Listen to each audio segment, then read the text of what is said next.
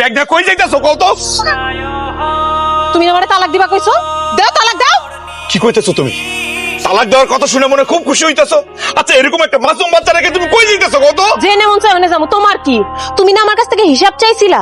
আমি তোমার কোনো হিসাবও দিতে পারুম না, তোমার সংসারও করুম না। কেন হিসাব দিতে পারবো না?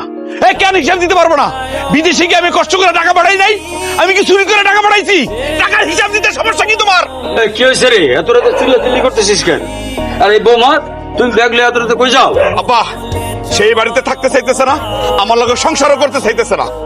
আপনার পোলা না আমারে তালাক দিতে চাইছে, এখন দেখ না তালাক দেখ, আমিও চাই দেখ। আম্মা তুমি আমার ছেড়ে কই যাবা? তুমি কোথাও যাও না আম্মা। দেখছো দেখছো রোজিনা, একটা মাসুম বাচ্চা তোমার লাগে কান্নাকাটি করতেছে, তুমি হেরে ফালায় কই যাইতেছো কও তো? আর তোমার মনের মধ্যে কি আছে এটা আমার কও। আমি কইলেই তো দোষ। তুই যখন ছিলি না তখন তোর বউ ওই নয়নের লগে সম্পর্ক করছে। কই আর যাইবো? নয়নের কাছে যাইবো? মা, রোজিনা যে এমন কাজ করবো আমি কোনোদিনও ভাবতে পারি নাই। ও তো কোনো হিসাব নিকাশ দিয়ে যাইতে চাইতেছে না। তাহলে বিদেশে যাওয়ার আগে যে আমি বেকার ছিলাম, আমি তো আবার বেকার হয়ে গেলাম। আম্মা আমি পথে পয়সা যাবো।